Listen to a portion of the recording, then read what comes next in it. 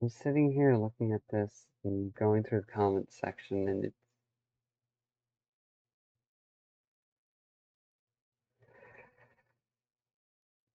it's causing me to reevaluate some things.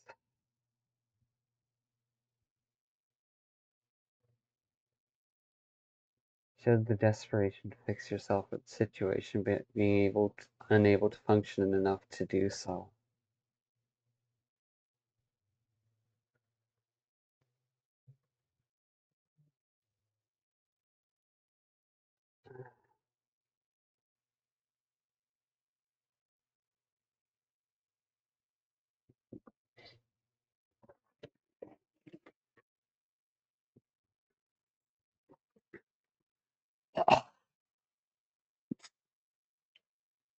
I still haven't seen this movie, and I'm probably not going to see it unless someone invites me to an instance where they're watching through it. But that line right there that I highlighted on screen is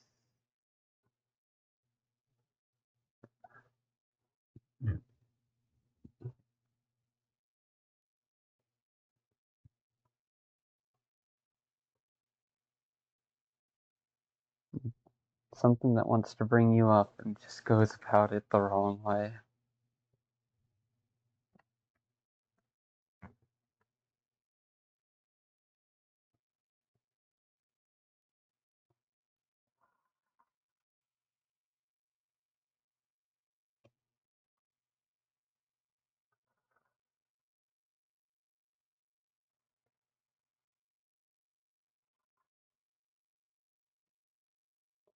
Now, in reading through all of these, sitting with my feelings and recognizing my experience, realizing how close I was to crossing that line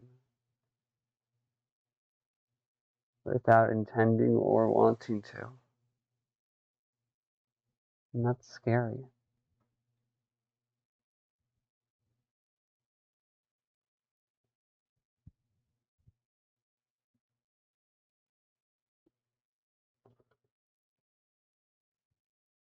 Because even if I did put my efforts in and tried my best, that doesn't mean my efforts were enough.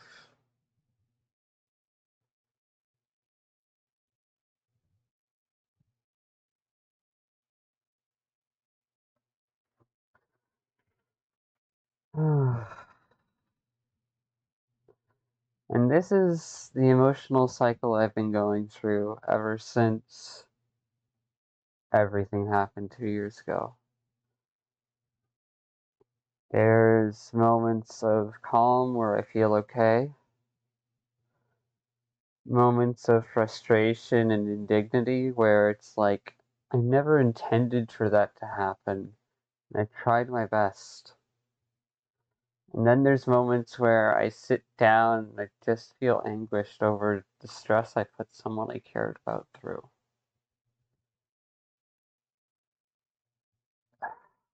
And there's just the confusion somewhere, anywhere between all three of those states.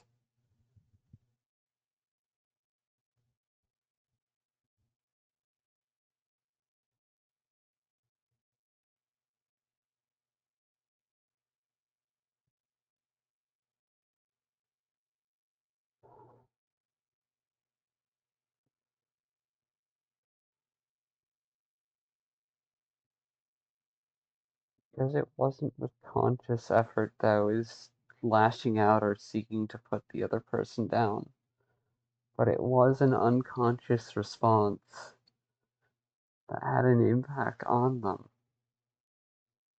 That's why I chose to walk out of their life instead of pretending like things would be okay or letting them block me on their own terms. Because I would not have been able to live with myself if I did.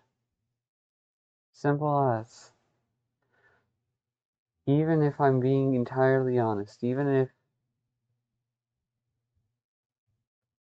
I'm not the worst of what they feared, that doesn't mean that I didn't still hurt them.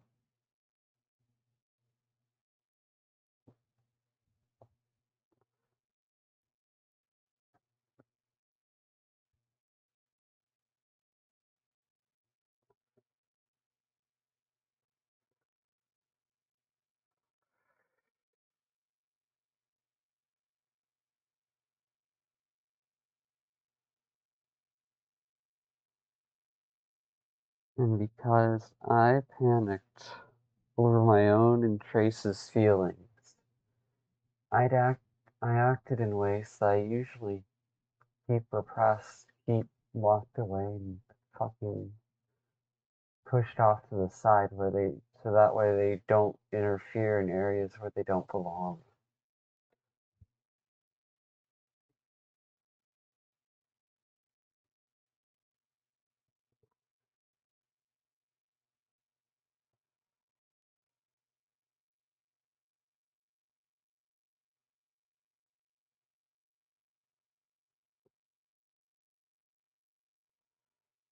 I authentically saw the other person as similar to myself. I was failing to acknowledge their space and their limits.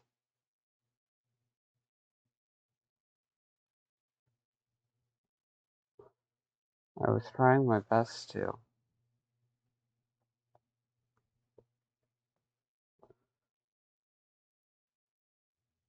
but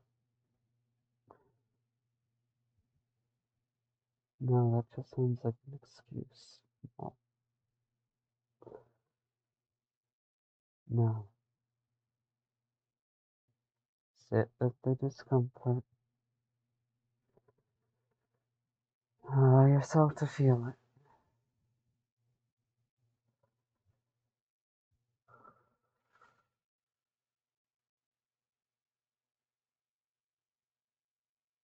Don't accept incoming shame from other people, but acknowledge and sit with your own personal shame so as to recognize where you did something that you don't want to do again.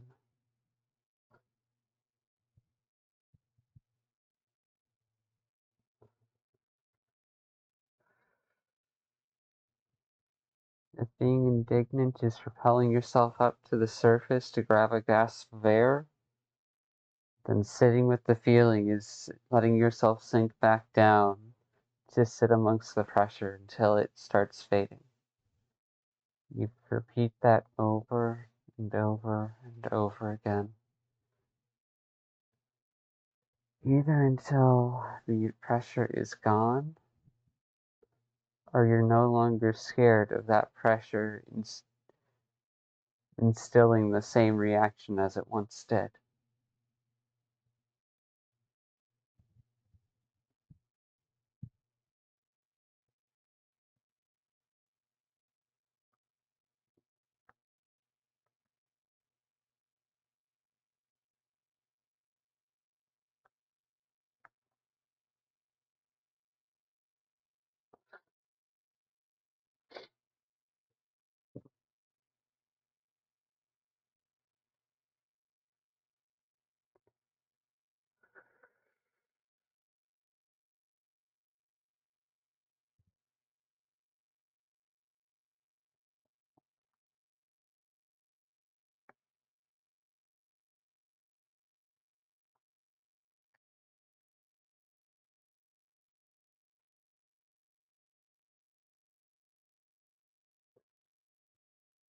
When I was younger, and I was trying to play my role as a boy, I really didn't feel like I fit it at all. But of course, because I didn't know there was anything else, I just stuck to it as best I could and tried to be what was expected of me. All the subtle stories, all the ways that power and dominance and childish ideas were treated like the social norm of that age range. I tried to fit in. I tried to do that throughout my childhood and the teenage years of my life.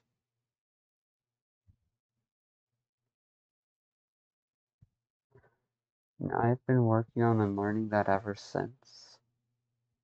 I realized I can be more than just that.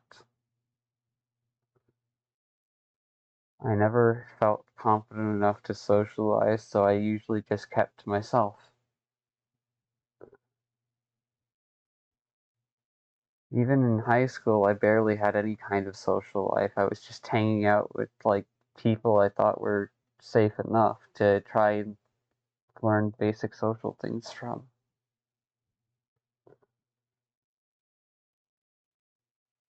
Even if I still suck at maintaining connections. And yeah, there's the reality that the other person has moved on, that the reality of the person I didn't know is has forgotten about me because I did the right thing.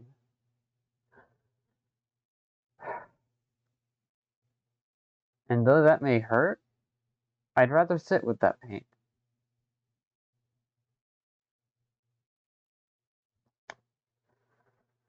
Because that pain is not about them. It's about some smaller, more insecure part of me thinking that I needed them when I don't. And if I don't sit with the pain and I don't acknowledge it, I don't let myself feel it, then I'm not being there with it.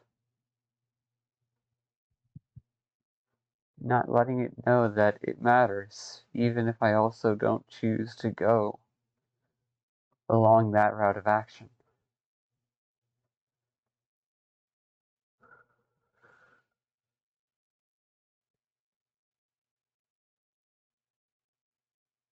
Yeah,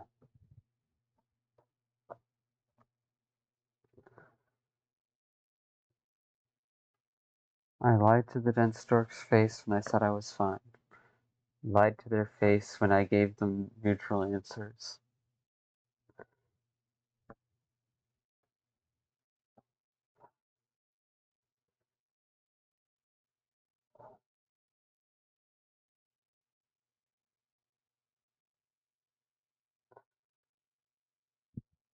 But I didn't lie to their face when I said I wanted to talk.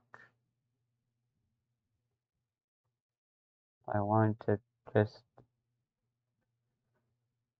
communicate and talk with them instead of just to them. If I had been in the place to, I probably would have waited.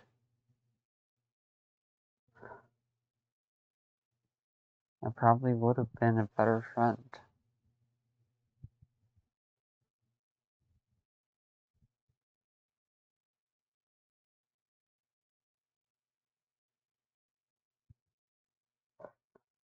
And the fact that I wasn't able to do so eats at me, because I expected better of myself.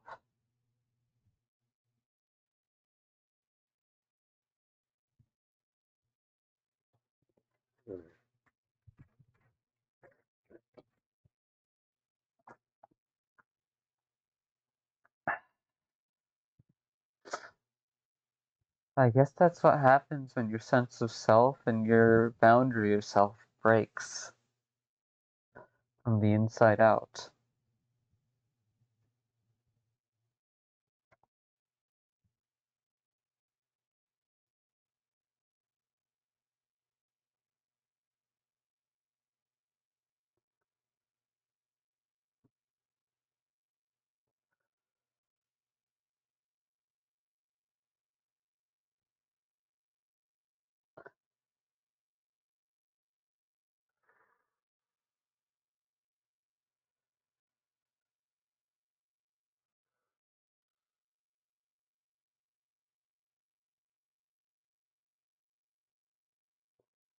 Some insecure corner of my mind wants to act like the worst of what they fear of me,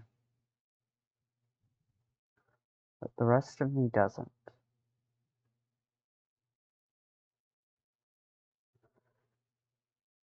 Because that doesn't solve anything. It doesn't let me heal. It doesn't let me move on. It doesn't let me live. It just keeps me trapped in orbit around someone who never wanted my insecurities company to begin with. They were looking for the security, as far as I can tell, they were looking for the security of a stable person. And I tried to be stable. tried so damn hard.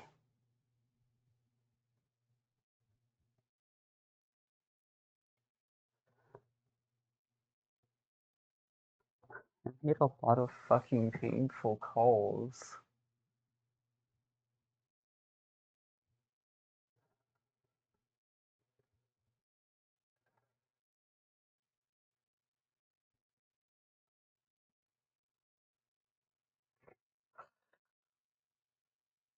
Now I've gotta live with myself.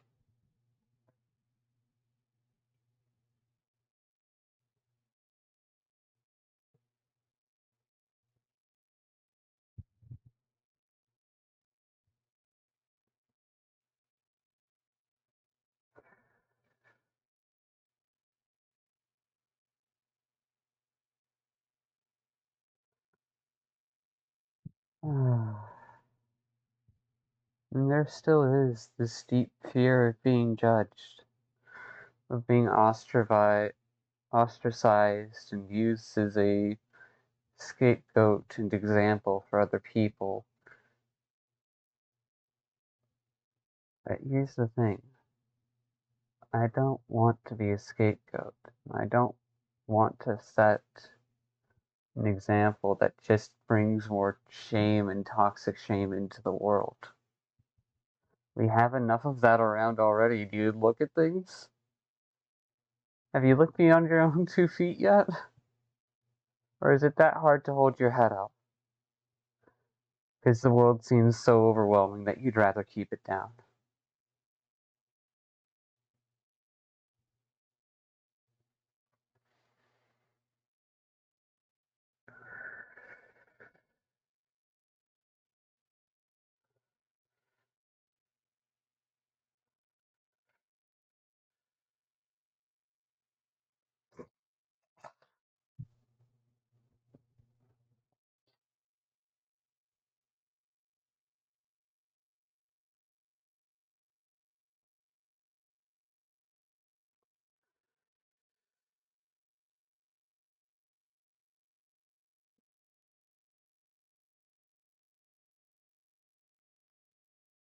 No, the entire reason why I walked away was because they weren't able to confront me properly. Because they weren't willing to break my heart. Because they weren't willing to say how deeply and utterly uncomfortable they were around me, and how tired they were, how much they really didn't have the space for it. And so they left it to the silence. They left it to their body language and polite conversation, to avoidance and otherwise. And that told me all I needed to know. So when I got abandoned, I thought, hey, maybe there's more I need to learn here. And there was. There was. There was a lot more I needed to learn. Because I understood very well how they were not there for me, but I didn't realize the full depth of how much I had failed to be there for them too. How in choosing to selfishly keep all of my own struggles to myself, to mirror their coping mechanisms and also pretend that I was okay, I did not realize how much that was me abandoning myself for someone else. I don't want to repeat it.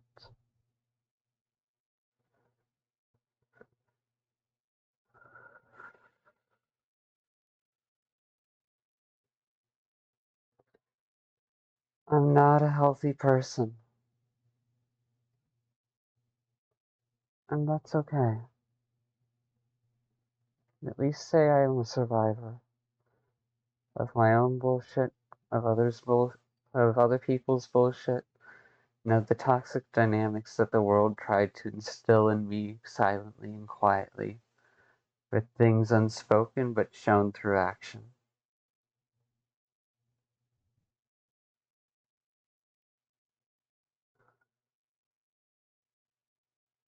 I hope my ability to understand others can continue to grow, change, become more flexible and durable at the same time, so as to hold true to myself even when visiting someone else's story and trying to be a supporting role.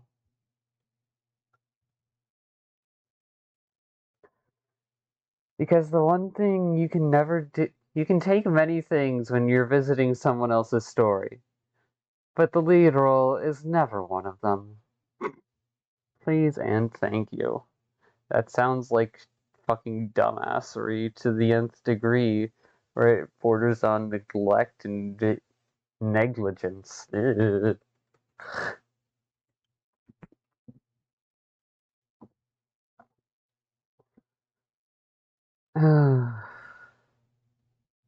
I don't need to fix myself, and I don't need to function around them. Not because I don't want to, but because I'm not around them, and any desperation-fueled action, much like fear, is bound to have a higher likelihood of negative impacts than to take action in spite of desperation or fear.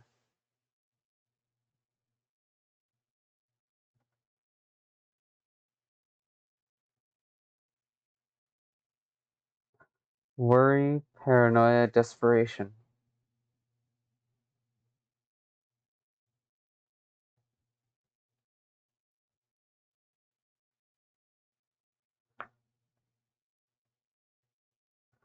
And those three kind of interconnect with each other in their own way. Though I would say worry is more likely the entry point.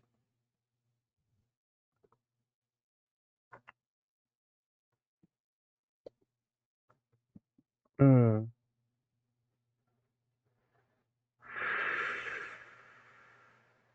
Trying to chart out a mental map of emotions and how they relate to each other is a nightmare, but I'm gonna do it. Even if it just lives on in my head.